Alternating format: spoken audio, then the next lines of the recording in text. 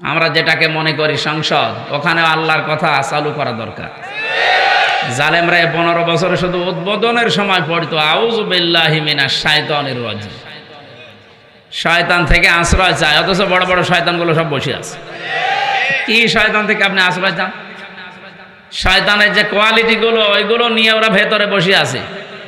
শয়তানের 1 number quality হচ্ছে পৃথিবীতে শয়তান অপচয় করে বেশি।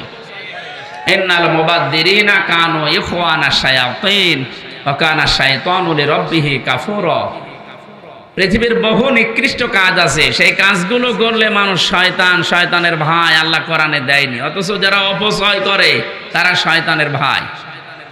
আরে 15.5 বছরে সবচাইতে বেশি অপচয় হয়েছে। এক পদ্মা সেতু বানানোর প্রথম টার্গেট দিল যে 12,000 কোটি টাকা হলে হয়ে যাবে। এরপরে আবার দিল টার্গেট না 20,000 লাগবে, আবার দিল না 30,000, এরপরে আবার দিয়েছে 32,000। যে প্রথম টার্গেটটা দিয়েছিলেন তো আন্দাজে দেননি, ঠিকভাবে দিয়েছিলেন। বাকি 3 বার যে বাজেট বাড়ালেন, তার মানে এর ভেতরে কিছু মারিং কাটিং আছে। যত বড় বড় প্রজেক্ট বানিয়েছে সবগুলোতে অত বড় বড় মারিং কাটিং ছিল। এক কথা বলছেন এখন, এটা অপচয় না? সুতরাং অপচয় যারা করেছেন আপনি শয়তানের ভাই। আর শয়তানের ভাই বলছে আউযু বিল্লাহি মিনাশ শাইতানির রাজিম, আমি শয়তান থেকে আশ্রয় চাই। শয়তানের দ্বিতীয় কাজ হচ্ছে অবিশৃঙ্খল। কি বলেন তো? আপনি তাকান, এই 15.5 বছরে ওই দলে যারা ছিল সবগুলো উশৃঙ্খল। আগস্টের 5 তারিখের আগ পর্যন্ত যেভাবে মানুষ পিটিয়েছে, বিশেষ করে যে ছাত্র জনতাকে যাদেরকে নিষিদ্ধ করা হয়েছে, এই দলটা কি বড় বড় ছোরা দিয়ে ছুরি দিয়ে মানুষকে মনে হচ্ছে গাছের উপরে কোপ দিচ্ছে, জীবিত মানুষদেরকে কুপিয়ে এভাবে মেরে বিদায় করে দিবে। হিন্দুকেও ছাড়ে না এরা। এই যে বিশ্বজিৎ, ও বলেছিল যে ভাই আমি একটা হিন্দু মানুষ, আমি হাফ হাতা না, আমি ফুল হাতা। ফুল হাতা ছিল না? আপনি বোঝেন ফুল হাতা কি? এই কথা বললাম কেন, ওকে যে মেরেছিল সে শাওন আমার সাথে জেলে ছিল, ও আমাদের রাইটার ছিল। আমাকে এসে বলতো যে ভাই, ও বারবার নিষেধ করতো আমারে, মেরেন না ভাই, আমি অন্য ধর্মী মানুষ, আমি শিবির না। কিসের শিবির? শিবির আমি শিবির জানি নাকি? আমি একটা হিন্দু মানুষ। আপনি নাই আমার অন্তত জিনিসপত্র দেখেন, আমি আপনার মতো হাফ হাতা না, আমি ফুল হাতা। এরপরেও ছাড়ি নাই, একেবারে কোপের পরে কোপ দিয়ে শেষ করে। এই কাজগুলো যারা করেছে, যে উশৃঙ্খল যারা, এরা শয়তানের সরাসরি শয়তান। এরা শয়তানের ভাই না। উশৃঙ্খল যারা, এরা সরাসরি শয়তান। শয়তানের আরো গুণ আছে, তার ভেতরে অন্যতম গুণ হচ্ছে ও হচ্ছে যৌনতা ছড়াতে ভালোবাসে। কথা বুঝতেছেন? ও জান্নাত থেকে আদম আর হাওয়াকে বের করে দেবে এই প্ল্যান ওর ছিল না। ওর প্রথম প্ল্যান ছিল কি করে এদেরকে উলঙ্গ করা যায়। এই টার্গেট নিয়ে 15.5 বছরে অনেকে এই চেষ্টা চালিয়েছিল, জাতিকে কি করে উলঙ্গ করা যায়। বলেন, এখনো পর্যন্ত ষড়যন্ত্র থামেনি, এখনো চলছে। এই যে মানব অধিকারের নাম নিয়ে আজ যারা সমকামিতাকে প্রমোট করছে, উপদেষ্টার ভেতরেও নাকি 2 জন এই দলে আছে। আমরা শক্তভাবে বলছি, এটা যেহেতু শুধু মাহফিল না, এখান থেকে সারা দেশে মেসেজ যাবে। এই যে এতগুলো ক্যামেরা খেলা করার জন্য আসে নাই, কালকেই ছেড়ে দেবে সারা দেশের জন্য। আমি 18 কোটি মানুষ সামনে নিয়ে বলছি, যারা এই কাজগুলো এ দেশে জারি করার জন্য চেষ্টা চালাচ্ছেন, সে যে নামেই হোক, আল্লাহর নিষিদ্ধ কাজ এ দেশের একটা মুসলমান বেঁচে থাকতেও হতে দেবে না ইনশাআল্লাহ।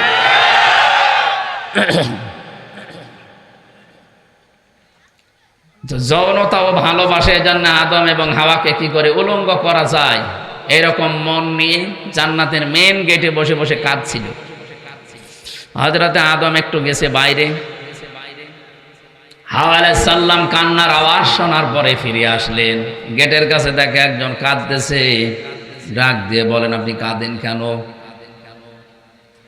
ও বলছে, আমি আমার জন্য কাঁদি না, তোমাদের জন্য কাঁদি। আমি গোপন ভাবে সংবাদ পেয়েছি, তোমরা যে আরামে আছো জান্নাতে, জান্নাতে আল্লাহ তোমাদের বেশি দিন রাখবে না, এখান থেকে তোমাদেরকে বের করে দেবে। গোপন ভিত্তিতে সংবাদ পেয়েছি, আমি চিন্তা করছি যে আমি না হয় চলে যাব, তোমাদেরকেও আল্লাহ এ আরামে রাখবে না। মেয়েদের যতগুলো অভ্যাস দুনিয়ায় আল্লাহ বানিয়েছেন, দেখবেন মেয়ে লোকের একটা অভ্যাসে ওরা এক জায়গায় যদি শান্তি একবার পেয়ে যায়, জীবন চলে গেলে ওই জায়গা ছাড়তে চায় না। এখানে কি নড়াচড়া হারে আমার আওয়াজ আসে কেন?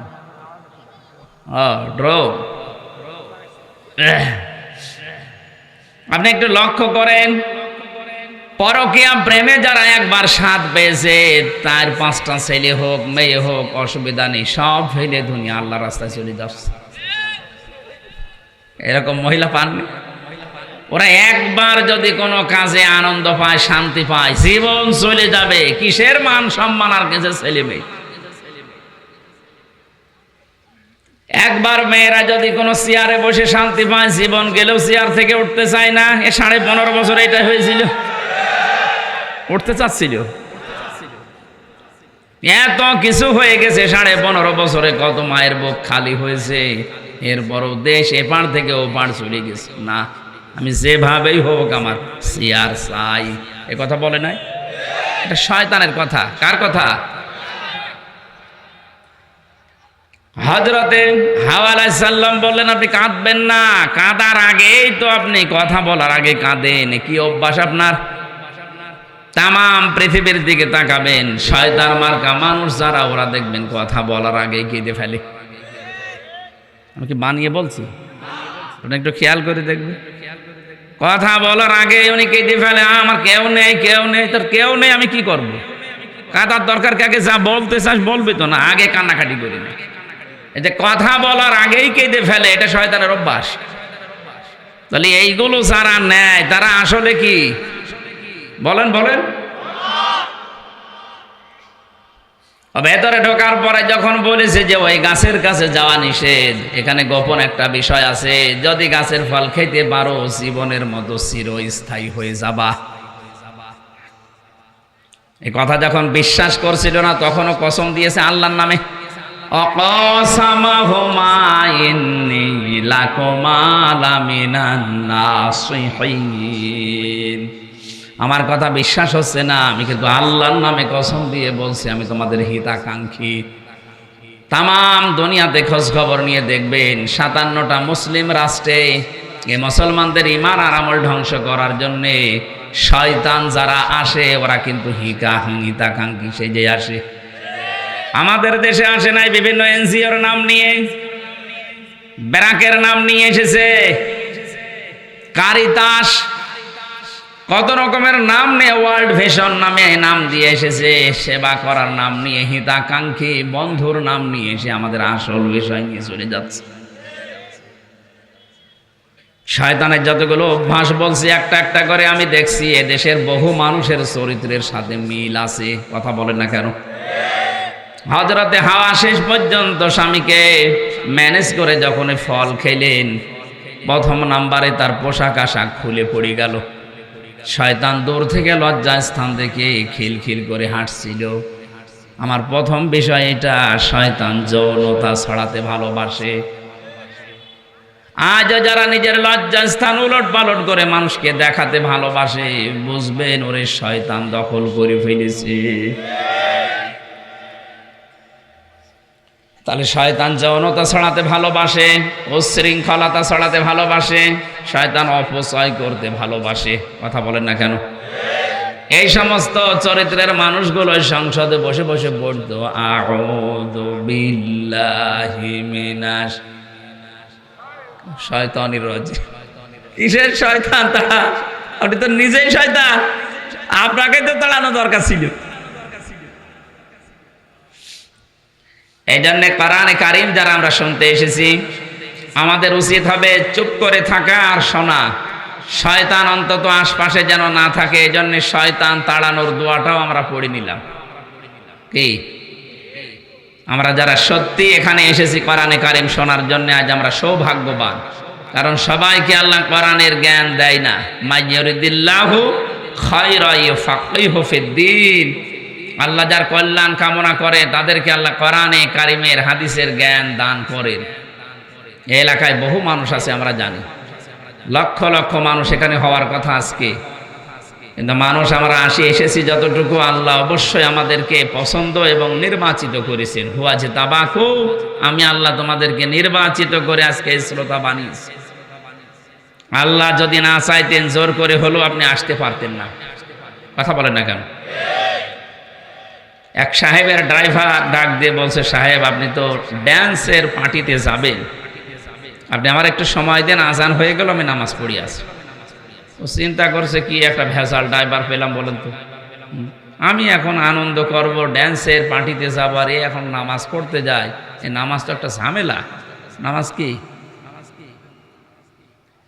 এটা? নামাজ যে ঝামেলা আপনি জানেন না? নামাজ কি ভালো জিনিস না ঝামেলা? না না, ভালো জিনিস কি বলছে? ইন্নাহা লাকাবীরাতুন, আল্লাহ বলেন নামাজ একটা বড় ভারী জিনিস, এটা ঝামেলা জিনিস। হ্যাঁ, ইল্লা আলাল খাশিন, যারা আল্লাহকে ভয় করে তাদের জন্য এটা মোটেও ভার না, এটা মোটেও খারাপ লাগবে না। খারাপ জিনিস তো ওই সাহেবের কাছে মনে হবে, কারণ ওই কিছুক্ষণ পর ড্যান্সে যাবে, তো ওর কাছে কি ঝামেলা মনে হবে না ভালো মনে হবে?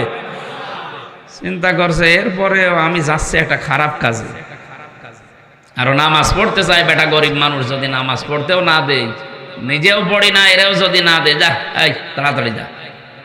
ও নামাজ পড়া শেষ করে চিন্তা করছে কি করি, ইমাম সাহেব যে বড় কিরাত ধরেছে, এত পেছন দিক থেকে আমি কিছু বলতেও পারছি না।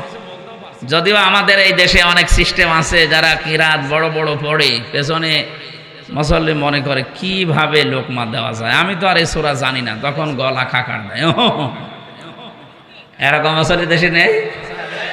এই যে এইটা করলে কিন্তু আপনার নামাজ ভেঙে যাবে ভাই। নামাজের ভেতরে 19টা কারণ আছে নামাজ নষ্ট হওয়ার। তার ভেতরে আমলে কাসির করা, বিনা কারণে কাশি দেওয়া, ওহো করা, আপনার নামাজ ভেঙে গেছে। একবার এক মুরব্বী পেয়েছিলাম কুষ্টিয়ার হালসায়, নামাজে দাঁড়িয়ে বিদ্যুৎ চলে গেল, উনি নামাজে বসে যা কারেন্ট চলে গেল। মুরব্বী, নামাজে আর কামাহাকাম 13 ফরজ, আজ যা কোন ফরজ? বলছে বাবা যে কারেন্ট চলে গেল, আর আমার মুখ দিয়ে হঠাৎই বের হয়ে গেল আজ যা, কি করব? নামাজে কি বের হচ্ছে ও টের পাচ্ছে না, ওর নামাজ হয়? অন্তত নামাজের এই 19টা যে কারণ আছে ভেঙে যাওয়ার, এগুলো যেন আপনার নষ্ট না হয়। নামাজের ভেতরে তো গলা কাশি দেওয়া আপনার জন্য জায়েজ নেই। নামাজে সর্বপ্রথম যেটা নামাজ নষ্ট হয়ে যায় তার নাম হচ্ছে কোরআন শরীফ যদি কেউ অশুদ্ধ পড়ে। কথা বলেন না কেন? এদেশে হাজারো মুসল্লি দেখবেন কোরআন শরীফ অশুদ্ধ পড়েই নামাজ পড়ছে। না, আমরা নামাজ নেওয়ার জন্য আল্লাহ বসে নেই। কেউ যদি বলে কুল হু আল্লাহু আহাদ, এরকম কথা বলেন না দেশে? কুল হু আল্লাহু আহাদ কোথায় পেলেন আপনি? এখানে ওয়ার উপরে জবর আছে, কুল হু আল্লাহু আহাদ। আল্লাহু সামাদ বলে, সামাদ মানে যার অভাব আছে। এখানে সোয়াদ আছে আল্লাহু সামাদ, যার অভাব নেই। আশা করছি আপনাকে লজ্জাটা দিলাম এই কারণে, এখানে 20 বছর নামাজ পড়ছেন, আজও পর্যন্ত সূরা ফাতিহার 7টা আয়াত শুদ্ধ করতে পারেননি। দুনিয়ার এত কিছু আপনার বুঝে আসে, কোরআনে কারীম যে অশুদ্ধ পড়লে নামাজ হয় না, এটা বোঝেন না কেন? আজকে থেকেই চেষ্টা চালাবেন, কি করে পড়বেন আমি জানি না, আপনাকে পড়াই লাগবে। কথা বুঝতেছে?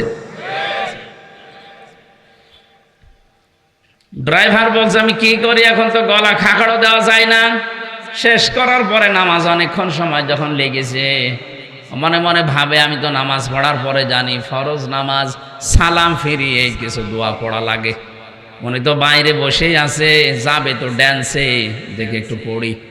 আয়াতুল কুরসি পড়ছে, আল্লাহুম্মা আনতাস সালাম ওয়া মিনকাস সালাম তাবারাকতা ইয়া যাল জালালি ওয়াল ইকরাম, এগুলো পড়তে আরম্ভ করেছে। সাহেব চিন্তা করছে কি গো, নামাজ পড়তে ঢুকলো, সবাই বের হয়ে চলে যাচ্ছে, ও কি ঘুমিয়ে গেল নাকি? জ্বালানা দিয়ে উকি মেরে দেখছে, হাতের আঙ্গুল বলতেছে।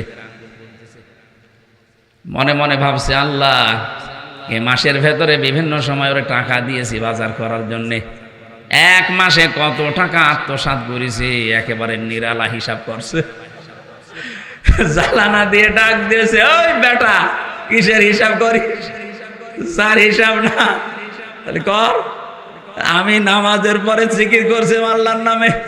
ও, ধারণাটা ভুল হয়ে গেল। কি এত দেরি করো, বাইরে যাবা না? আমার দেরি হয়ে যায়, তাড়াতাড়ি বের হও। ভেতর থেকে ড্রাইভার আওয়াজ দিচ্ছে, সাহেব, যে মালিক আপনাকে এতক্ষণ পর্যন্ত বাইরে দাঁড় করিয়ে রেখেছে, ভেতরে আসতে দিচ্ছে না। ওই মালিক কেন অজানা একটা আবেশে, অজানা একটা হুকুমে আমাকে ভেতরে আটক করে রেখেছে, যেতে দিচ্ছে না। যারা এসেছি সত্যি আজকে তেলাওয়াতকৃত আয়াত থেকে এমন কিছু আমরা শোনার চেষ্টা চালাবো, আল্লাহ যেন আমাদের জীবনটা সত্যি সাকসেস করে দেন। যে আল্লাহ আমাদেরকে দয়া করে নিয়ে এসেছেন হাজারো মানুষের ভেতর থেকে, বলেন আলহামদুলিল্লাহ। দরুদ আর সালাম পড়ছে আমাদের নবী মুহাম্মদুর রাসূলুল্লাহ সাল্লাল্লাহু আলাইহি ওয়াসাল্লামের প্রতি। বিশ্বনবীকে আল্লাহ যত কিছু দুনিয়াতে দিয়েছিলেন সবগুলোর ব্যাপারে আদেশ হচ্ছে ওমা আতাকুমুর রাসূলু ফাখুযুহু, উনি যা দিয়েছেন তোমরা আঁকড়িয়ে ধরবা। ওমা নাহাকুম আনহু ফান্তাহু, যেটা নিষেধ করে ওইটা ছেড়ে দিবা। এই নির্দেশ কার? আপনি ওনার পুরা জীবনের সাথে মিলাবেন। বিশ্বনবীর নেতৃত্ব দিয়েছিলেন 17 বছর বয়স থেকে একটা দল তৈরি করে, হিলফুল ফুজুল, শান্তির সঙ্গ। এই যে নেতৃত্বের গুণাবলী তৈরি করার জন্য আল্লাহ পাক তাকে ছোটবেলা থেকে গড়ে তুলেছেন। পৃথিবীর যুবক যারা আছো, এই যুবক মানুষগুলো 17 বছর, 18 বছর, 20 বছর বয়স হলে কি করবে? হতাশ হয়ে দিকভ্রান্ত হয়ে ঘুরে বেড়ায়। এরা যে কি করবে, নবীজিকে আল্লাহ সেটা দেখিয়েছেন। কথা বলেন ঠিক কিনা? এজন্য আমরা আজকে থেকে যাদের 15 বছর, 16 বছর, 17 বছর বয়স, আমাদের এই বয়সে যেহেতু শয়তান বেশি টার্গেট করে, আক্রমণ করে, আমরা নবীর মতো শান্তির সঙ্গ যেখানে পাবো ওই দলে ভর্তি হয়ে যাব। যে দল পৃথিবীতে শান্তি প্রতিষ্ঠা করতে চায়, নেতৃত্বের গুণাবলী তৈরি করতে চায়, আজ দেশে হাজারো মানুষের নেতা হতে চায়, রাজনীতি করতে চায়, নেতৃত্বের কিছু কোয়ালিটি লাগে। আন্দাজে নেতৃত্ব দেওয়া যায় না, দাবিও করা যায় না। নেতা হওয়ার জন্য পড়া কোরআন শরীফের ভেতরে আমি 7টা কোয়ালিটি পেয়েছি। কয়টা? এই দেশে যারা নেতৃত্ব দিচ্ছে, ছাত্রদের বলেন, বুড়াদের বলেন, যারাই নেতৃত্বে আছেন, নেতা যারা, আপনি কয়েকটা বলছি, দেখেন তো একটা মেলে কিনা। 1 নম্বরে কেউ যদি নেতৃত্ব দিতে চায়, নেতা হতে চায়, তাহলে তাকে পুরুষ মানুষ হওয়া লাগবে। মহিলা নেতৃত্ব দিতে পারবে না। এটা আমি বানালাম। হ্যাঁ,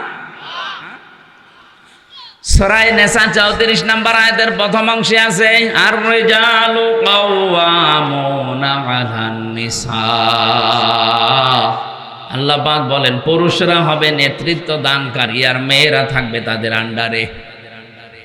এই সঠিক কথাগুলো আজ 53 বছরে কোরআনের এই অনুষ্ঠানগুলোতে বলা হয় না। মানুষের জন্য এই কথা শুনলে নতুন মনে করে, এ আবার কি বলছে? এটা কি নতুন কথা? বলেন বলেন, আপনারা তো বলতে দেননি এতদিন। এটা না বলতে বলতে নেতৃত্বের এই জায়গাগুলোতে তাকান। আমরা হয়েছি যোগালি আর ওরা রাজমিস্ত্রি। আজকে থেকে কোরআনের সিদ্ধান্ত জানলাম, নেতা হতে হলে মহিলা হওয়া লাগবে। বলেন বলেন, নেতা হতে হলে মহিলা হওয়া লাগবে, কি পুরুষ হওয়া লাগবে। শুধু মাহফিল শুনতে এসারা আপনি ধরা পড়ে গেছেন। যারা যেই দলের লোক হন না কেন, কোন মতের লোক, আমার ওগুলো দেখার দরকার নেই। আমি কোরআন থেকে শোনাচ্ছি, আজকে থেকে যতদিন বেঁচে আছেন কোন মহিলা নেতৃত্ব আমি মানি না, আমি মানতে চাই পুরুষের।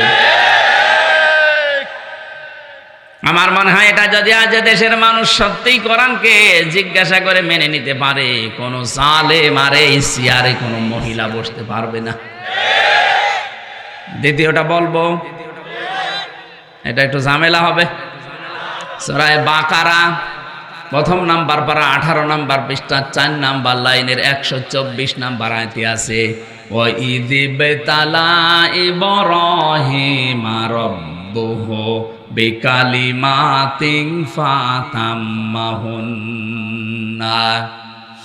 আমি পদে পদে ইব্রাহিমকে পরীক্ষা করেছিলাম। এদের তাফসিরে আমি পেয়েছি আল্লাহ পাক আমাদের জাতির পিতা, যিনি আসল জাতির পিতা, নকলটা না। যিনি আসল, তাকে 50টা পরীক্ষা করেছিলেন জীবনে। কত? প্রতিটি পরীক্ষায় তিনি উত্তীর্ণ হয়েছেন। ফাতাম্মাহুন্না, তিনি পরিপূর্ণ করে দেখিয়েছেন যে হ্যাঁ আমি পাস। আল্লাহ শেষ পরীক্ষায় তাকে বললেন, ক্বালা ইন্নী জাইলুকা লিন্নাসি ইমামা। হে ইব্রাহিম, আমি তোমাকে মানব জাতির নেতা বানিয়ে দিলাম। নেতা হতে হলে পরীক্ষা দেওয়া লাগে। আর আমরা এমন নেতাও পাই যে নেতা কইলকে টানে। কইলকে টানা মানুষ নেই? আমাদের জাতির পিতা ইব্রাহিম নবী নেতৃত্ব দিয়েছিলেন পরীক্ষা দিয়ে, একটা দুইটা না, 50টা। কয়টা? বলেন বলেন। তার ঈমান সম্পর্কে পরীক্ষা ছিল 10টা, আমল সম্পর্কে, কাজ সম্পর্কে পরীক্ষা ছিল 10টা। এই 10টাকে আমি কোরআনে কারিমে 3 জায়গায় 3 10 30টা পেয়েছি। 30 আর ওই 10 40। আর নিজের শরীরের ভেতরে আল্লাহ পরীক্ষা নিয়েছিলেন 10টা। এই 50টা পরীক্ষায় তিনি উত্তীর্ণ হওয়ার পরে আল্লাহ তাকে নেতা বানিয়ে দিলেন। শুধু মুসলমানদের জন্য না, লিন্নাস, মানুষের জন্য। কার জন্য? তাম দুনিয়ায় যত মানুষ আসবে সবার জন্য নেতা। ইব্রাহিম আলাইহিস সালাম উনি সঙ্গে সঙ্গে বলেছিলেন, ক্বালা ওয়া মিন যুররিয়াতি, হে আল্লাহ, নেতা হওয়া, নেতৃত্ব দেওয়া, এটা কি শুধু আমি পেলাম নাকি আমার সন্তানাদি যারা আসবে তারাও পাবে? আল্লাহ সঙ্গে সঙ্গে জবাব দিয়েছেন, ক্বালা লা ইয়ানালু আহদিজ যালিমিন। হে ইব্রাহিম, তোমার সন্তানাদি যারা কিয়ামত পর্যন্ত আসবে তারাও নেতা হতে পারবে, কিন্তু কোনো জালেমের জন্য আমার ওয়াদা নেই। ইয়ানালু এটা মোজারে, বর্তমান, ভবিষ্যৎ, প্রেজেন্ট, ফিউচার। কোন জালেমের জন্য, জালেম না জালিমিন, বহুবচন দিয়েছেন। কোন জালেমের সাথে আমার ওয়াদা নেই যে তারা নেতৃত্ব দিতে পারবে। অথচ 15.5 বছর সে যত বড় জালেম ছিল সে তত বড় নেতা ছিল। এই যে আয়না ঘরের সাথে যারা জড়িত, এর চাইতে বড় জালেম দুনিয়ায় হতে পারে? বলেন। আমাকে 10 দিন রেখেছিল ওই মাটির নিচে। কিছু কিছু মানুষকে দেখেছিলাম যে এত বড় বড় নখ হয়ে গেছে, চুল দাড়ি গোপ মনে হচ্ছে জঙ্গল থেকে বের হচ্ছে। আর ভাই 2 মাস 5 মাস না, ওই লোকটা আছে 8 বছর 10 বছর 14 বছর। তাও যদি এভাবে আরামে রাখে তত থাকা যায়। এই যে পায়ের ভেতরে এভাবে হাত দেয়, আমি নিজে দেখেছি পায়ের ভেতরে এভাবে হাত দিয়ে, সামনে যে লোহার ব্যারিকেড আছে এই রডের সাথে হাত হ্যান্ডকাপ দিয়ে লাগিয়ে দেয়। 2 মিনিট 5 মিনিট থাকলেই তো মানুষের মাজা ব্যথা হয়ে যাওয়ার কথা।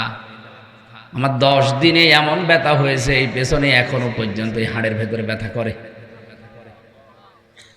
আমার সাথে মুফতি ফখরুল ভাই ছিলেন, উনি দেখতাম 60 হয়ে হাত পা ছেড়ে দিয়ে ঘুমিয়ে আছে। এই জেলখানার এই ফাঁসির কন্ডেম ছেলে, আপনাদের এই গাজীপুরের কাশিমপুর 4 নম্বরে। রাতের বেলা মাঝে মাঝে বলতাম, ভাই আপনি এইভাবে করে শুয়ে পড়েন। হামজা, তোমার সাথে কি হয়েছে আমি জানি না, তবে আমাকে নিয়ে এইভাবে রেখেছিল যে শুয়ে থাকা যে কত বড় নিয়ামত এটা আমি এখন টের পাচ্ছি। আমি যে হাত পা ছেড়ে দিয়ে এভাবে 60 হয়ে শুয়ে পড়ি, এটা আমার জন্য একটা নিয়ামত। আমার 1 দিন 2 দিন না, বছরের পর বছর এইভাবে রেখে দিয়েছিল। 1.5 মিনিট থেকে 2 মিনিট সময় দিত টয়লেট করার জন্য। পচা ছোলা কয়েকটা দিত, সকালে 30-40টা ছোলা দিত, তাও তো পচা। দুপুরবেলা খাবার দিয়েছে, মনে আছে কেউ মাখিয়ে দিয়েছে। এত বড় জুলুমের সাথে যারা জড়িত, কি জানতো না যে এখানে মানুষ আছে? আপনি এরপরেও জালেমের পক্ষে কথা বলেন, আপনি মানুষ। এখনো পর্যন্ত এই দেশে অনেক জালেমের দোসররা জালেমদের পক্ষে স্ট্যাটাস দেয়। শয়তান তোরে এরকম 14 বছর ওই আয়না ঘরে রাখা দরকার, তখন তুই টের পাবি যে মা কেমন লাগে। এত বড় দুঃসাহসিক কাজ করার পরও যদি কারো ভেতরে বিবেক জাগ্রত না হয়, ওরে মানুষ বললে গোনা হবে, ওটা একটা জানোয়ার। একবার সিরাজগঞ্জ ছিল, নাম শোনেননি? সিরাজগঞ্জ পাবনা, ওখান থেকে বাড়ি যাবার সময় দেখি ড্রাইভার গাড়িটা কুকুরের ওপর দিয়ে চালিয়ে না দিয়ে বাইরে দিল। রাস্তায় একটা কুকুর মরে পড়েছিল। ওনারে বললাম আপনি এমন করে চালালেন, এখন তো অ্যাক্সিডেন্ট হয়ে যেত। ড্রাইভার আমার বলছে হুজুর দেখেন না একটা কুকুর পড়ে আছে মরে, আমি ডবল করে চাকা দেবো, আমার বিবেক নেই। বললাম আপনার নাম কি? সুব্রত। আপনি একটা হিন্দু মানুষ, আপনার ইমান নেই কিন্তু বিবেক আছে, একটা মরা জিনিস ডবল করে আপনি মারেন না। যাই বলেছে ভাই একটা মরা জিনিস ডবল করে মারলে কি হয়? মরলেই কি আর না মরলেই কি? তাও তো কুকুর একটা। ড্রাইভার আমার দিকে ঘুরে বলছে হুজুর আপনি কি আসলেই হুজুর? হ্যাঁ কেমন হুজুর? আপনি দেখেন একটা মরা কুকুর পড়ে আছে, আমি ডবল করে চাকা চালিয়ে দেব, আমার বিবেক কি মরে গেছে? হ্যাঁ আপনার এই কথাটা শোনার জন্যই তো আমি ছিলাম। আপনি একটা হিন্দু মানুষ, ইমান আপনার নেই কিন্তু বিবেক আছে, এই জন্য ডবল করে আপনি মরা জিনিস মারতে পারলেন না। অথচ 2006 সালের 28 অক্টোবর জসিম ভাইয়ের মতো মানুষকে রাজপথে পিটিয়ে মারার পরে লাশের উপরে ড্যান্স দিয়েছে। এদেরকে আপনি মানুষ বলেন? এই মানুষগুলোকে রাস্তায় যখন আমাকে চোখ বেঁধে নিয়েছে, তো মাটির তলা দিয়ে দেখতাম দেওয়ালের ওপরে নখ দিয়ে খুশিয়ে খুশিয়ে লিখে রেখেছে ভাই কারা কি আসেন জানি না, যদি একটু বাইরে যেতে পারেন তবে আপনি এই নাম্বারে একটু জানাবেন যে আমি বেঁচে আছি। এটা যে কোন বছরও জানে না, কোন মাস তাও জানে না, কি বার তাও জানে না, কয়টা বাসেও তাও জানে না, আন্দাজের উপরে চলতেছে। একদিন 2 দিন না, 14 বছর। মানবতার সামনে মহা কৌতুক করে যারা আজ মানবতার ফেরিওয়ালা নাম দিয়েছেন, মানব দরদি নাম দেন, আপনি কিসের মানুষ দাবি করেন? আপনি কিয়ামতে যখন উঠবেন আপনার এখানে লেখা থাকবে জালেম। টের পাবেন তখন কত ধানে কত চাল হয়। এই জন্য নেতৃত্ব কোনো জালেমের জন্য দেওয়া জায়েজ নেই। এটা আল্লাহর পক্ষ থেকে নাকি আমি বানালাম? বলেন বলেন। আজকে থেকে আমরা চাই এই দেশে কোনো নেতা যারা হবে যদি জালেম হয় ওদের রাজনীতি যেন আমরা বন্ধ করে দিতে পারি। কোন জালেম আর রাজনীতি করতে পারবে না।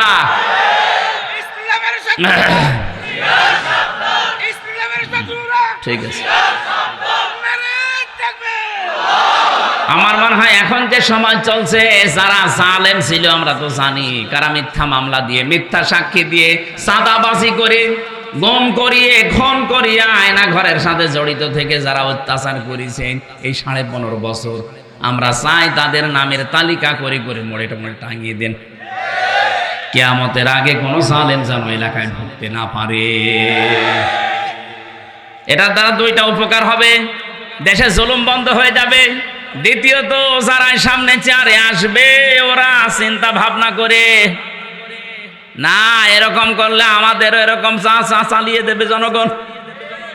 যেন আমাদের উচিত হচ্ছে কোন জালেম যেন চেয়ারে বসতে না পারে। এটা আল্লাহর ফায়সালা, এটা আমি বানালাম। যারা নেতা হবে জালেম হতে পারবে না, যারা নেতৃত্ব দেবে মহিলা হতে পারবে না। আরো যে গুণগুলো আছে আমি তাফসিরে প্রবেশ করছি। আল্লাহ আমাদেরকে মুহাম্মদ রাসূলুল্লাহর কোয়ালিটি অর্জন করার তৌফিক দেন, বলেন আমিন। সূরা আলে ইমরান 200টা আয়াত আছে, একটা মাত্র আয়াত পড়েছি, 14 নম্বর আয়াত। এখানে 6টা বিষয় আল্লাহ বলেন আমি আকর্ষণীয় করিয়ে দিয়েছি তোমাদের কাছে, মিলাবেন দেখবেন অনেকের জীবনে মিলে যাবে। যদি মিলে যায় তাহলে আয়াতের শেষ কথা যেটা ওইটা আমরা গ্রহণ করব ইনশাআল্লাহ। কোরআনে কারীম আল্লাহ জানাচ্ছেন যায়্যানা লিন-নাসি হুব্বুশ শাহাওয়াতি মিনান নিসাই ওয়াল বানিনা ওয়াল কানাতিরিল মুকানতারাতি মিনাজ-যাহাবি ওয়াল ফিদ্দা ইলা আখিরি আয়াত। আল্লাহ পাক বলেন আমি শোষণ করে দিয়েছি, আকর্ষণীয় করে দিয়েছি, লোভনীয় বস্তু বানিয়ে দিয়েছি দুনিয়ায় মানুষের সামনে কয়েকটা জিনিস, তার 1 নম্বরে নারী। কি বললাম? আরো জোরে বলেন। 2 নম্বরে সন্তানাদি, 3 নম্বরে পঞ্জীভূত সোনা এবং রূপা, 4 নম্বরে প্রশিক্ষিত ঘোড়া, 5 নম্বরে ওয়ালানামি ওয়াল হারস। এই পৃথিবীর যত হায়ান জানোয়ার আছে, গবাদি পশু আছে, এগুলো চতুষ্পদ জন্তু জানোয়ার। 6 নম্বরে 7 নম্বরে তাদের জন্য শস্য ক্ষেত, মাঠের জমি জায়গা। এগুলো আল্লাহ যালিকা মাতাউল হায়াতিদ দুনিয়া, দুনিয়ার সম্পদ। এগুলো কিসের সম্পদ? এগুলো দুনিয়ার সম্পদ। পৃথিবীর যত মানুষ পাঠিয়েছি প্রত্যেকের কাছে এগুলো আকর্ষণীয়, লোভনীয়। আল্লাহু ইনদাহু হুসনুল মাআব, আমি আল্লাহর কাছে আছে উত্তম বাসস্থান। এটা বাংলা অর্থ ছিল। 1 নম্বরে আল্লাহ যাদের নাম দিয়েছেন তার নাম স্ত্রী, তার নাম কি? যায়্যিনা লিন্নাসি হুব্বুশ শাহাওয়াত, আমি জীবিত মানুষদের জন্য আকর্ষণীয় করিয়ে দিয়েছি এই পৃথিবীর প্রথমেই নারীকে। কি মানুষের জন্য বললাম? জীবিত। বলেন না কেন? এখানে ছাত্রের মতো জবাব দেবেন, কি মানুষ? আমরা কি জীবিত না মরে গেছি? বলেন এখানে জীবিতর নাম কই? যায়্যিনা লিন্নাস, যে লাম শব্দ দিলেন আল্লাহ, লাম আরবি গ্রামার অনুযায়ী ব্যবহার করা হয় 13টা অর্থে। এর 1 নাম্বার অর্থ হচ্ছে লাম ব্যবহার করা হয় জীবিত মানুষদের ক্ষেত্রে। আল্লাহ বলেন জীবিত মানুষ যারা দুনিয়াতে আছে, সে যে বয়সের লোক হোক, তাদের প্রত্যেকের কাছে আকর্ষণীয়, লোভনীয়, ভালোবাসা, মহাব্বতের জিনিস বানিয়েছে মহিলা, নারী, এদেরকে। নবীজি বলেন, আমি ইন্তেকালের আগে কথা উম্মতকে জানিয়েছি, আমি চলে যাচ্ছি, কিন্তু আমার উম্মতের জন্য সব চাইতে বড় ভয়ঙ্কর জিনিস রেখে গেলাম, নারী। কথা বলে না কেন? পড়া কোরআন শরীফের যতগুলো পড়ার আমি সব পড়েছি আমার ভার্সিটি থাকাকালীন। একটা বিষয় আমার কাছে ক্লিয়ার, আল্লাহ শয়তানের চক্রান্তের কথা কোরআনে যত জায়গায় দিয়েছেন সেখানে দিয়েছেন দঈফ বা দঈফা। ইন্না কায়দা শায়তানি কানা দঈফা। আল্লাহ বলেন শয়তানের যত চক্রান্ত আছে দুর্বল, একেবারেই দুর্বল, একেবারে। এই যে দঈফা, একেবারেই দুর্বল। মাকড়সার জালের মতো দূর থেকে মনে হয় বিশাল কিছু, সামনে যে শুধু একটা লাঠি দিয়ে বাড়ি দেবেন সব চুরমার হয়ে যাবে। এই কথা বলছেন না কেন? কিন্তু কোরআনে কারিমে যেখানে মেয়েদের চক্রান্তের কথা আছে সেই জায়গায় দুর্বলের শব্দ নেই, সেখানে আজিম আছে। ফালাম্মা রাআ কামিসাহু কুদ্দা মিন দুবুরিন ফাকাইদাহুন্না ইন্না কাইদাহুন কাইদাকুন্না আযীম। এই এদিকে তাকান, আল্লাহ পাক এখানে কায়দা কু, কায়দা কি লেখেননি, কায়দা কন্যা দিয়েছেন বহু বছর।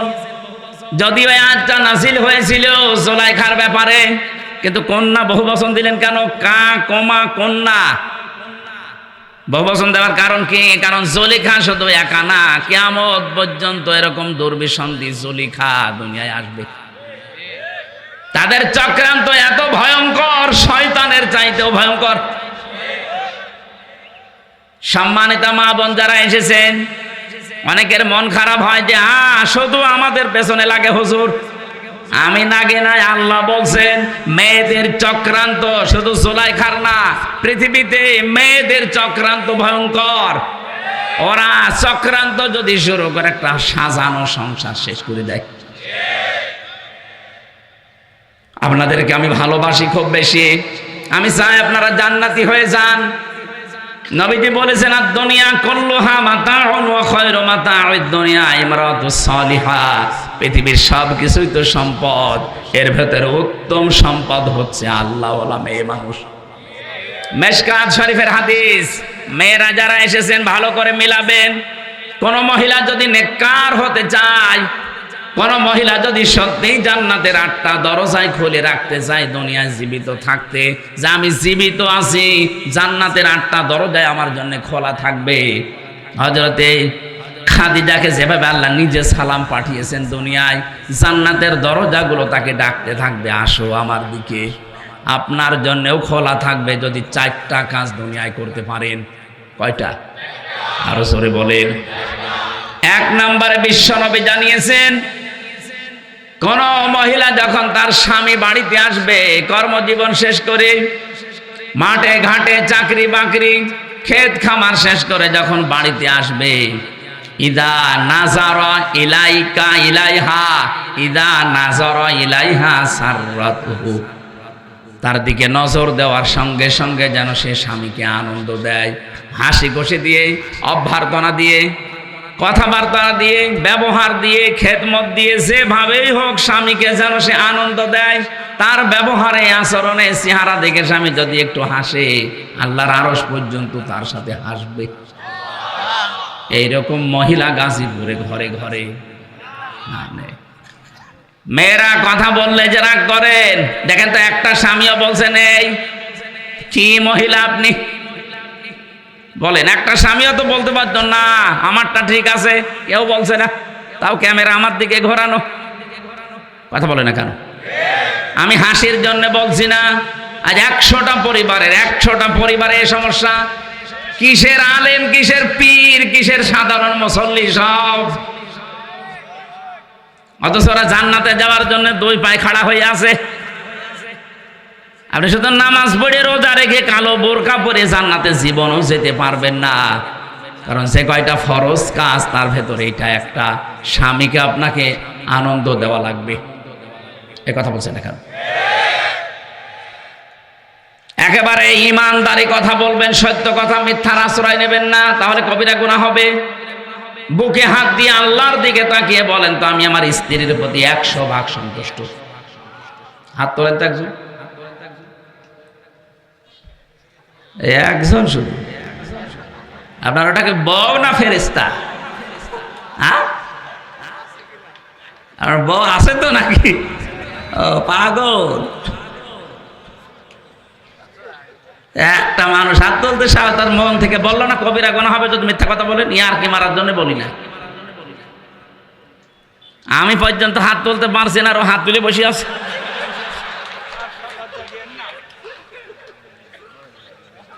না না ভাই, চলছে এইটাই। অথচ বিশ্বনবী নিজে খাদিজাতুল কুবরার জন্য মাঝে মাঝে দোয়া করতেন, কবরের পাশে গিয়ে আল্লাহ কিয়ামতে কেউ কারো না, যখন তার স্বামী স্ত্রীকে ভুলে যাবে, সন্তান মাকে হারিয়ে ফেলবে, ওই কঠিন ময়দানেও যেন অন্তত আমার খাদিজাকে আমি ভুলে না যাই। কি করেছিলেন বলেন তো? হযরতে খাদিজা বলেন, গভীর রজনীতে যতবার আমার সামনে দিনের দাওয়াত দিয়ে বাড়িতে আসতো, তার কি করে খুশি করা যায় সেই কাজে আমি নিজেকে নিয়োজিত রাখতাম। আল্লাহ সালাম এমনি পাঠায়নি, তারপর জীবন পড়ে দেখেন কি করেছিলেন স্বামীর জন্য। জীবনে যা ছিল স্বামীর কথার বাইরে একটা কিছু করেননি, সব বলেছেন যখন আপনি চান সব আপনার জন্য দিয়ে দিলাম। আর আপনি ক্যান্সার হয়ে মরে যাবেন, ওর 14 ভরি সোনা আছে, 1 ভরি বেচতে গেলে কই লাগে, ওই সোনা আপনি নিজেই কিনে দিয়েছেন। এক কথা বলছেন না। দ্বিতীয় নম্বরে পেয়েছি ইদা গাবা জাওজাতিহা হাফিজাতুহু, যখন তার স্বামী বাইরে যাবে তখন ওই মহিলা নিজের যতটুকু সম্ভ্রম ইজ্জত আছে এটা হেফাজত করে রাখার চেষ্টা চালাবে। অনেক মহিলা আছে নামাজও পড়ে, রোজাও রাখে, দেখি হজও করে এসেছে, স্বামী বাইরে গেলে বাইরের পুরুষের সাথে তখন পরকীয়া প্রেমে লিপ্ত হয়। মোবাইলে তো আছে, এমনকি অন্য পুরুষকে বাড়িতে ডেকেও নিয়ে আসে। বলেন সুবহানাল্লাহ। আপনি নামাজ পড়ে, কিসের নামাজ পড়েন আপনি? আপনার এই নামাজ বাদ দিয়ে দেওয়া দরকার। নামাজ যদি আপনাকে পরপুরুষের সাথে গল্প করায় বন্ধ করতে না পারে, তো সেজদা দিয়ে সময় নষ্ট করেন কোন কারণে? কথা বলেন এখানে। আল্লাহর নবী মুহাম্মদুর রাসূলুল্লাহ 3 নম্বরে বলেন, স্বামী যদি তাকে কোনো আদেশ করে, সে স্বামীর আদেশ যদি জায়েজ হয়, ওইটা জীবন চলে গেলেও সে ওইটা মানে। ঠিক আছে, আমি নিজে স্বামী, আমি আমার ঈমান থেকে বলছি, কোরআন সামনে নিয়ে। একটা মানুষ অসুস্থ হওয়ার জন্য, একটা মানুষকে অশান্তিতে থাকার জন্য আমার মনে হয় এই বাংলাদেশে 100 ভাগের 98 ভাগ দায়ী তার বউ। একটু যদি ছাড় দিয়ে চলতে পারতো যে আমার জন্য লোকটা করে নাকি, ওই জায়গায় যদি আমি থাকতাম তো 2 দিনও টিকে থাকতে পারতাম না। মাথার ঘাম পায়ে ফেলে যে লোকটা এই করে, আর আমি একটু থেকে একটু হলেও আন্দাজে তার নামে উল্টাপাল্টা কথা বলি, ধারণা করি। আমি এত জান্নাত পাওয়ার জন্য আশা করে আছি, কিসের জান্নাত পাবেন আপনি? আমি তো জাহান্নামী হয়ে বসে আছি। বাইরে থাকবে, কিন্তু ওই মহিলা নিজের স্বামীর সম্পদ এবং সন্তানকে দ্বীনের পথে চালানোর চেষ্টা চালাবে। শুধু চালানোর চেষ্টায় চালাবে না, নিজের স্বামীকে অতুইনু আলা জাওজাতিহা, অতুইনু আলা দীনি জাওজাতিহা, তার স্বামীকে সে দ্বীনের পথে চলার জন্য উৎসাহ দেবে। স্বামী যদি দিনের কোনো কাজে, ভালো কোনো কাজে আঞ্জাম দেয়, যদি তার কাছে সময় কম দিতে পারে, তখন চিন্তা ভাবনা করবে কি করে স্বামীকে আর উদ্বুদ্ধ করা যায়। কোন মহিলা যদি সত্যি স্বামীকে উদ্বুদ্ধ করে দিনের কাজে চলতে ফিরতে সাহায্য করে, ও বিবি হালিমা, বিবি রহিমার সাথে কিয়ামতে জান্নাতে থাকতে পারবে। নারীদেরকে আল্লাহর নবী ভয়ঙ্কর বললেন যে এদের মতো ফিতনা, এদের মতো ভয়ঙ্কর জিনিস আমি আর তোমাদের জন্য রাখলাম না। আজ তামাম দুনিয়ার দিকে তাকিয়ে আমরা যেটা দেখি, সব পাপের মূল হয় মহিলা, নাই জমি জায়গা। বলেন বলেন, এখান থেকে ফিরে থাকা কত বড় কঠিন, যেহেতু কোরআন জানাচ্ছে এদের ষড়যন্ত্র বড় মারাত্মক, ভয়ঙ্কর। ছোটখাটো বিষয় নিয়ে পরিবারে তুমুল আকারে এমন কিছু করে, শেষে সংসারই ভেঙে যায়। অথচ বিষয়টা তেমন বড় না। আপনি মায়েকে হয়তো মায়ের জন্য 1000 টাকা দিয়ে শাড়ি কিনেছেন, স্ত্রীর জন্য 800 টাকা দিয়ে, মাত্র 200 টাকা কম বেশি 3 দিন কথা বলে না। এ কথা বলছেন এখানে। আর মেয়ে লোক যদি একবার পরিবারে রাগ করে, ও পুরুষ মানুষ মানসিক রোগী হতে বেশি দিন সময় লাগে না। ডাক্তার এখন পরীক্ষা করে জানাচ্ছে মেয়েদের জন্য স্বামীকে আনন্দ দেওয়ার যতগুলো জিনিস আল্লাহ দিয়েছে, এই পুরুষ মানুষ মানসিক শান্তি পাওয়ার জন্য যদি মেয়েদের কাছে আসে, তার স্ত্রীর কাছে, ও সারাদিনের পরিশ্রান্ত শরীরের অর্ধেক আমার আল্লাহ দূর করে দেয়। আমার মানে হাদিসটা পুরো উল্টিয়ে ফেলেছি আমরা।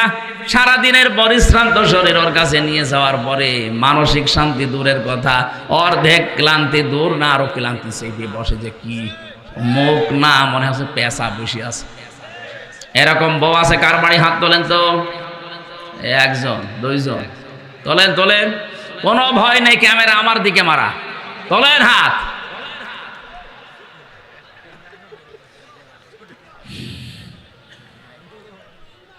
আমার এলাকার একটা ঘটনা বলছিলাম।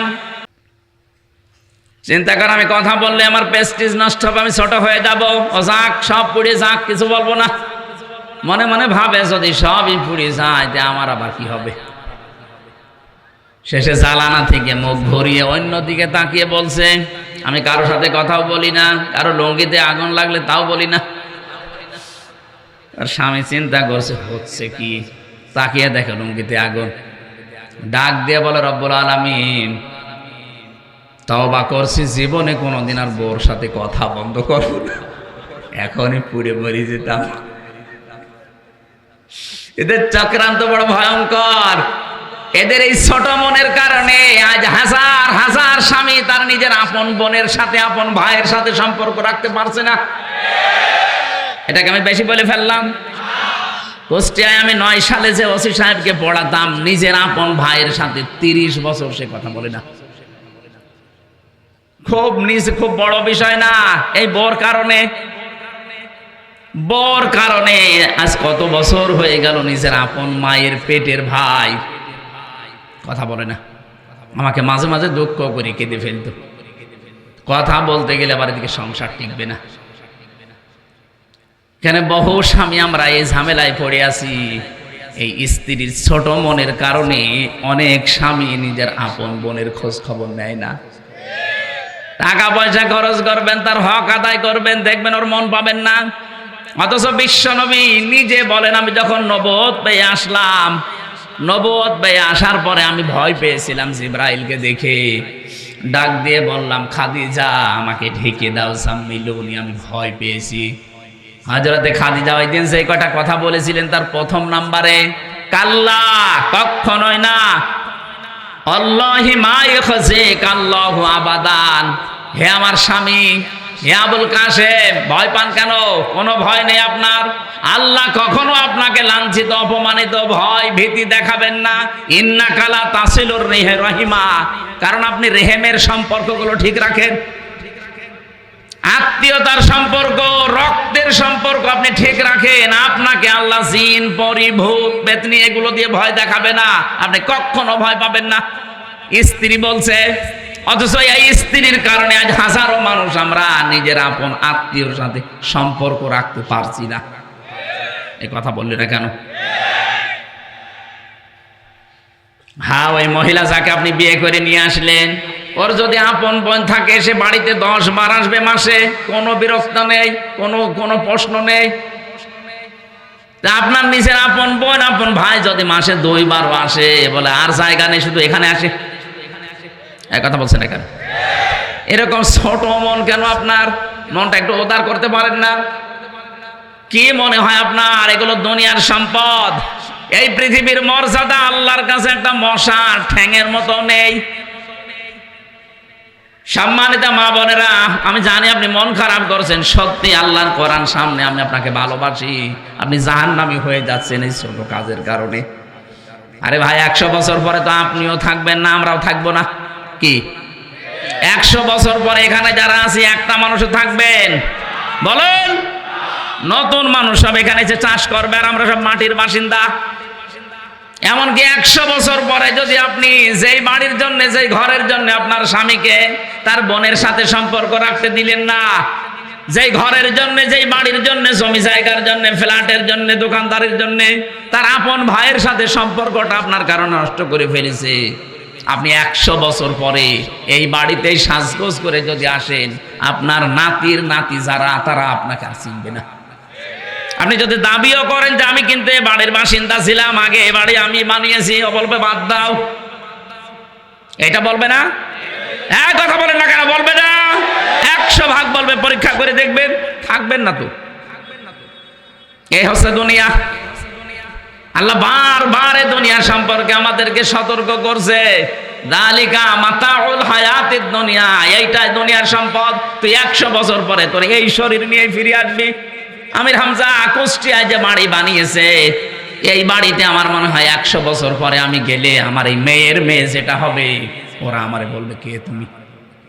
কথা বলছে না কেন? থাকতে দেওয়া তো দূরের কথা, যদি বলি যে নিচতলা যে গ্যারেজ আছে, গ্যারেজে একটু থাকি, বলবে না আপনি অন্য জায়গায় যান। এই হচ্ছে দুনিয়া। আর আপনি এদের জন্য সিন্ডিকেট করে হাজারো মানুষকে কষ্ট দিচ্ছে। এই যে ব্যবসায়ীরা সিন্ডিকেট করে যারা মানুষকে কষ্ট দিচ্ছেন, তারা আল্লাহর ভাষায় জালেম। কার জন্য আপনি টাকা পয়সা গোছালেন সিন্ডিকেট করে? আপনার মেয়ের জন্যে, ছেলের জন্যে, বউর জন্যে? বাস্তবতা বোঝেন। এই টাকা পয়সা ভোগ করার জন্য তারা 2 পায়ে খাড়া আছে, কিন্তু পাপ ভোগ করার জন্য একটাও খাড়া নেই। এটা বাস্তব কিনা বলেন? হ্যাঁ, বলেন না কেন? সুতরাং আমরা যেন এরকম পাগল হয়ে না যায়, আমি সহ যারা আছি এই পাগল হব না আমরা। এই পাগলামি করবেন, পাগলামি করবেন তো ধরা খাবেন। আপনার পাপ নেওয়ার জন্য কেউ রাজি না, অথচ এই অন্যায়ের কারণে যে পাপ হয়ে গেল। এই টাকা পয়সা, অর্থ সম্পদ ভোগ করার জন্য আপনার বউ 2 পায়ে খাড়া আছে।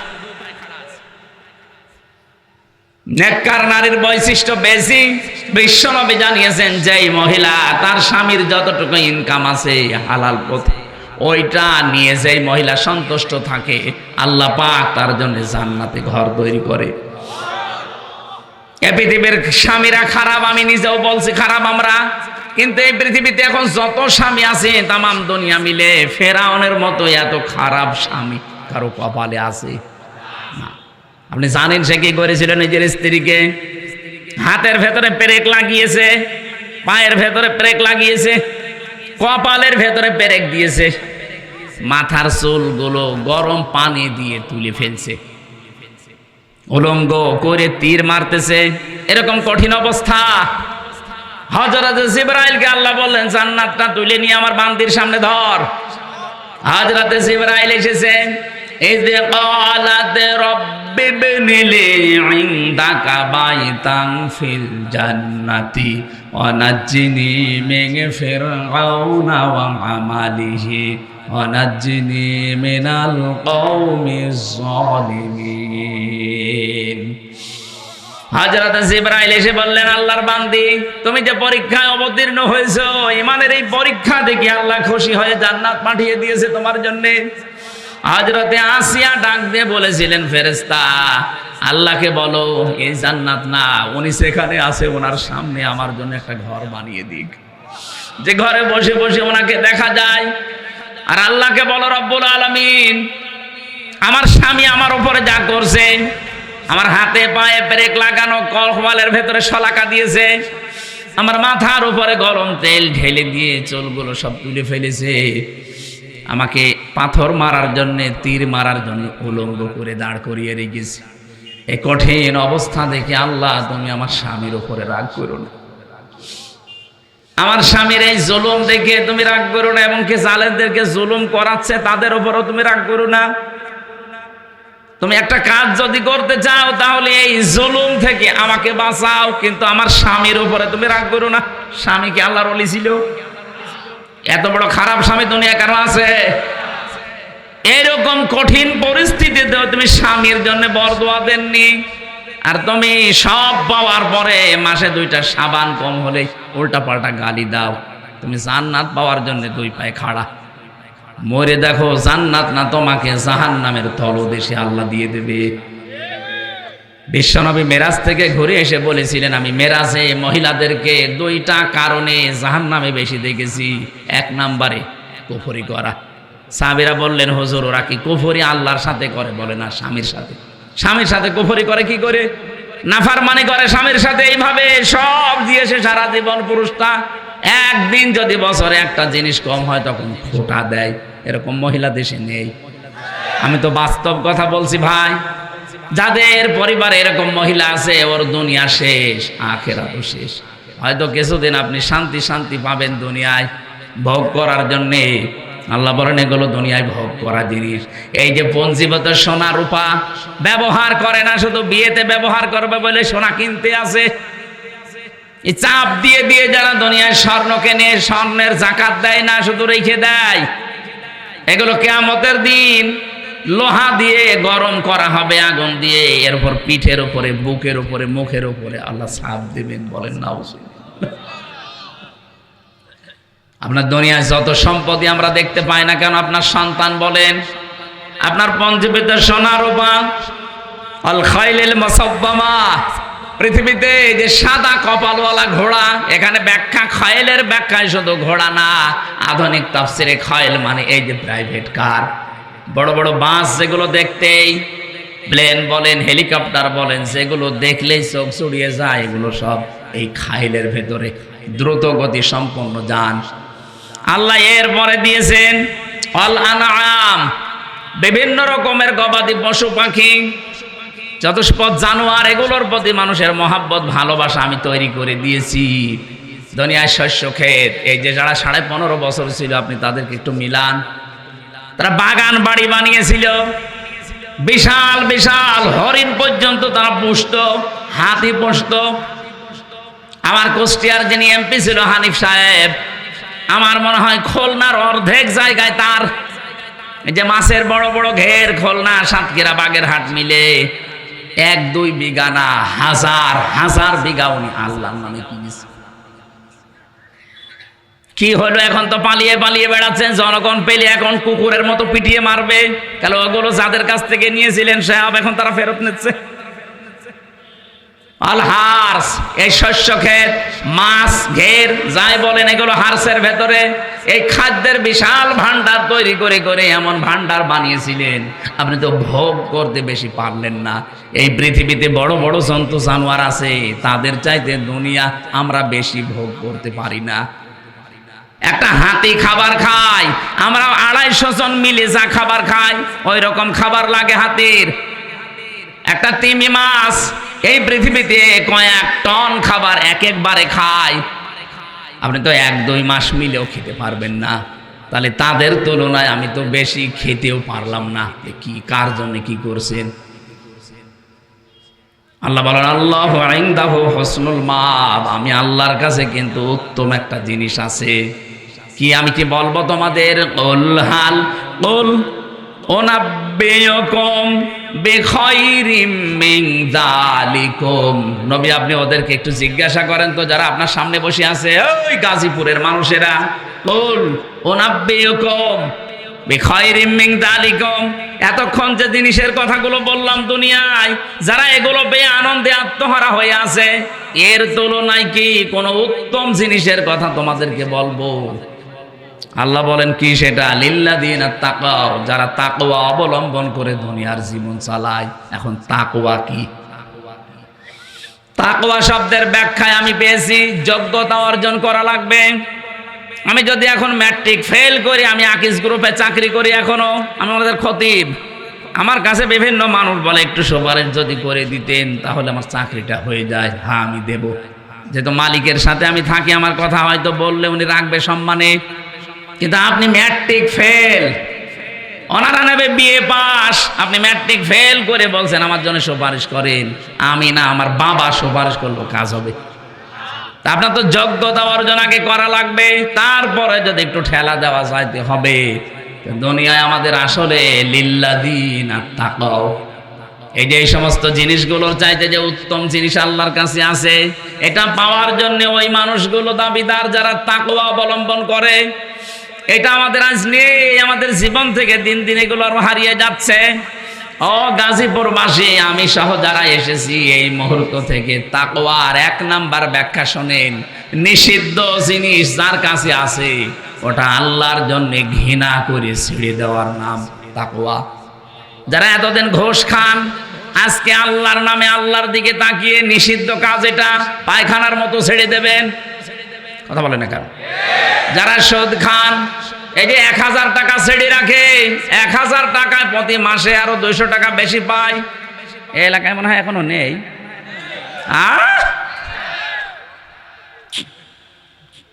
যারা 1000 টাকা ছেড়ে রাখে, মাসে আরো 200 টাকা করে বেশি নেয়, এরা মায়ের সাথে জেনা করছে। আরে নাউজুবিল্লাহ, তো এই প্যান্ডেলের নিচে এখান থেকে বের হয়েছে, আবার টাকা ছাড়বে। কথা বলে না কেন? আমি জানি এটা ওয়াজে বন্ধ করা সম্ভব না, এটার জন্য আইন দরকার। আর আমরা এইটাই চাচ্ছি, সামনে যারা আসবে তারা যেন এই আইন পাশ করে। এইরকম মানুষ পাঠানো লাগবে না। যদি আপনি পাঠান আনিসুল হকের মতো, আরো আল্লাহর আইনগুলো তুলে দেবে। যদি হাসান মাহমুদের মতো মানুষ পাঠান, ও শয়তান দেশটাকে আরো ধ্বংস করবে, সব শেষ করে দিয়েছে। এখনো শয়তানের কথাবার্তারা দেখেছেন, বলছে আমরা বিএনপির সাথে মিলে আন্দোলন করব গণতন্ত্র পুনরুদ্ধারে। এর জবাই করা দরকার শয়তান। নির্বাচন ব্যবস্থাটা ধ্বংস করার পেছনে এই শয়তানগুলো দায়ী। এই আনিসুল হক একটা, এই হাসান মাহমুদ একটা। আর এখন বলছে এদেরকে টপ দিয়েছে, আমরা তোমাদের সাথে আছি গণতন্ত্র উদ্ধারে। আমরা এই টপে যদি দেশের যারা সাধারণ মানুষ যদি ওদের টপে পড়ে, আবার আপনি 30 বছর আয়না ঘরে থাকবেন। আপনি টের পাননি আপনার মাকে এতিমের মাল আত্মসাতের মামলা দিয়ে বছরের পর বছর জেল খাটিয়েছে, অথচ সেই টাকার মামলা দিয়েছে, ওই টাকার কয়েক গুণ বেশি টাকা ব্যাংকে পড়িয়েছে। তারে তো আরো পুরস্কার দেওয়ার দরকার ছিল। এই মিথ্যা মামলা দিয়ে হিংসার বশবর্তী হয়ে তার জীবনটাই নষ্ট করে দিল। যে সাবেক 3 বারের প্রধানমন্ত্রী, এই দেশে সেনা প্রধানের স্ত্রী, প্রেসিডেন্টের স্ত্রী, এরপরেও যদি তার এই অবস্থা হয়, এখন যদি আবারও কেউ ওই সন্তানদের ফাঁদে পা দেয়, আমার মনে হয় দেশটা আরো 30 বছর পেছিয়ে যাবে। তাকওয়ার ব্যাখ্যা একটাই, আসল ব্যাখ্যা এটা। দুনিয়াতে যেটা নিষিদ্ধ শুধু ছেড়ে দেবেন না, নিষিদ্ধ কাজগুলো ঘৃণা করে ছেড়ে দেওয়ার নাম তাকওয়া। সুতরাং যাদের মোবাইলে এমন এমন দৃশ্য আছে, এমন এমন গান সেভ করা আছে, যেগুলো নিজে দেখলে আনন্দ লাগে, অন্য কেউ দেখলে আপনি লজ্জা পান, এটা ছেড়ে দেওয়া লাগবে। এই কথা বলছেন এখানে? বলেন বলেন।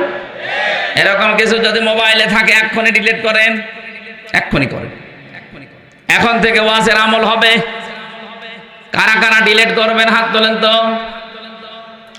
দেখি দেখে আপনার মোবাইল দেখি, ওই জয় দাঁড়িয়ালা, ওই মোবাইল নিয়ে আসে দেখি, দেখি কি আছে দেখে তারপরে দেখি ওয়াজ বাটন মোবাইল। এই জন্য তুমি বলছো গাজীপুর মানুষ চালাক আছে।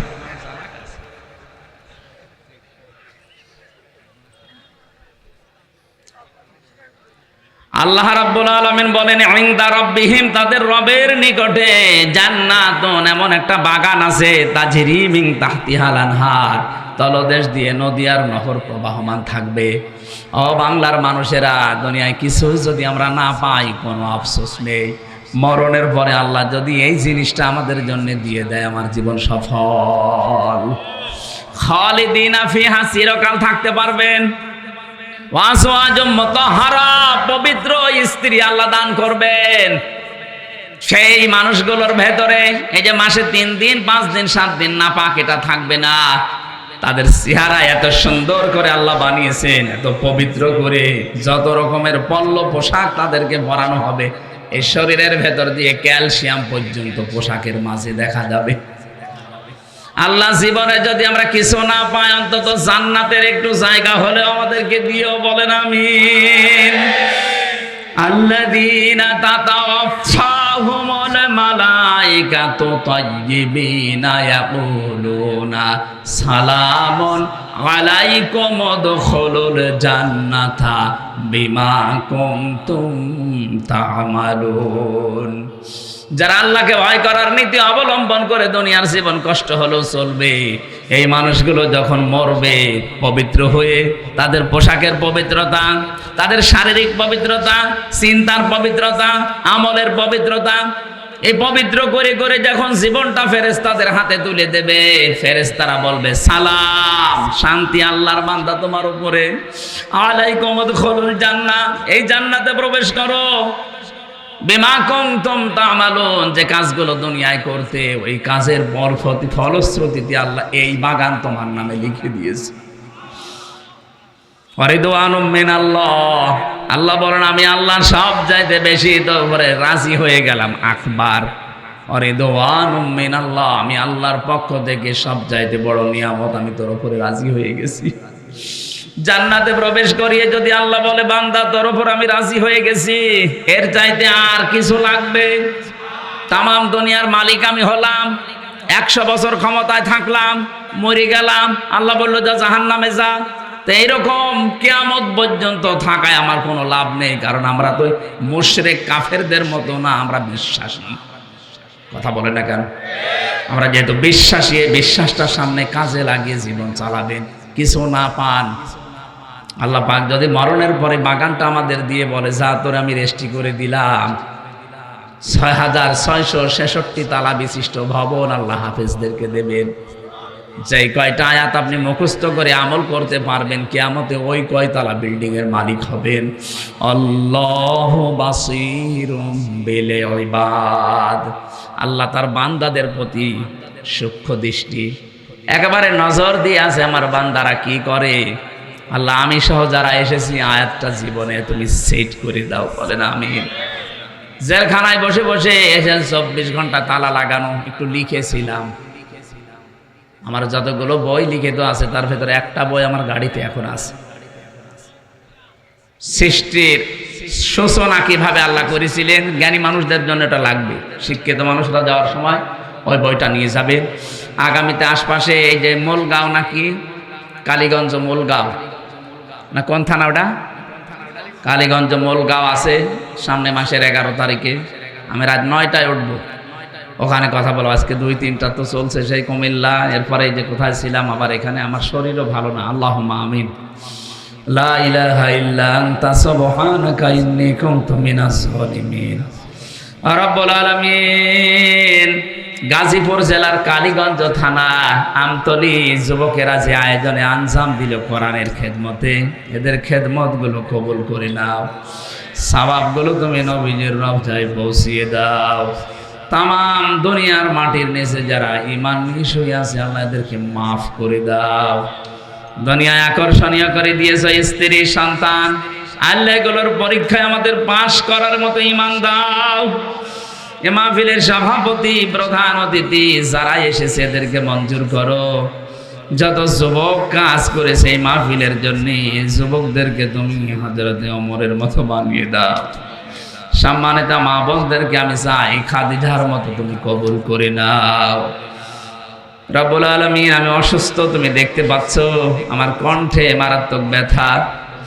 জালেমদের 3টা বছর কারাগারে আমাকে আটকে রেখেছিল, জীবনটা আমার নষ্ট করে দিয়েছে ওরা। আল্লাহ দিনের জন্য আমি এগুলো কিছুই মনে করি না, এগুলো আমি জানি পরীক্ষা। আল্লাহ তুমি আমাকে উত্তীর্ণ হওয়ার তৌফিক দাও। আমার শরীরটা, কণ্ঠটা, এলেম তুমি আমার আগের অবস্থায় আবার ফিরিয়ে দাও। বারাকাল্লাহু লানা ওয়া লাকুম ফিল কোরআনিল আযীম। মরণ আসলে যেন আমাদের জবানে জারি হয়ে যায় লা ইলাহা ইল্লাল্লাহু মুহাম্মাদুর রাসূলুল্লাহ।